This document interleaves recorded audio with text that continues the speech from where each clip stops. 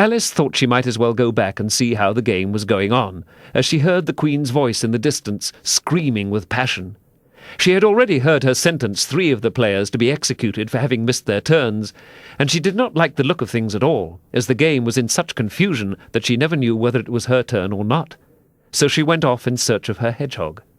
The hedgehog was engaged in a fight with another hedgehog, which seemed to Alice an excellent opportunity for croqueting one of them with the other.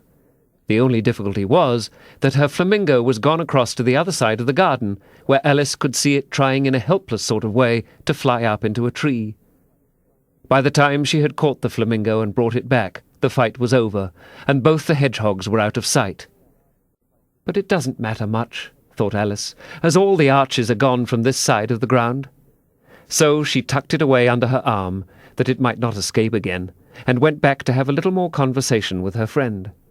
When she got back to the Cheshire Cat, she was surprised to find quite a large crowd collected round it.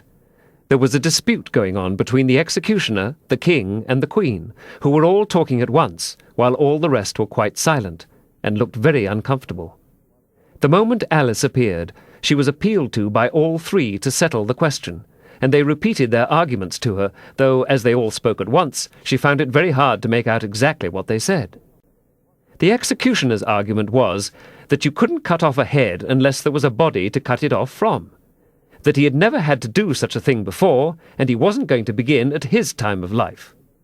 The king's argument was that anything that had a head could be beheaded, and that you weren't to talk nonsense. The queen's argument was that if something wasn't done about it in less than no time, she'd have everybody executed, all round. It was this last remark that had made the whole party look so grave and anxious. Alice could think of nothing else to say but, "It belongs to the Duchess. You'd better ask her about it."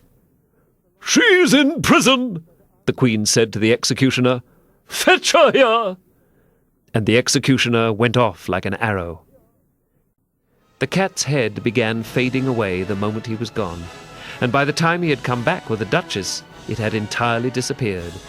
So the king and the executioner ran wildly up and down looking for it, while the rest of the party went back to the game.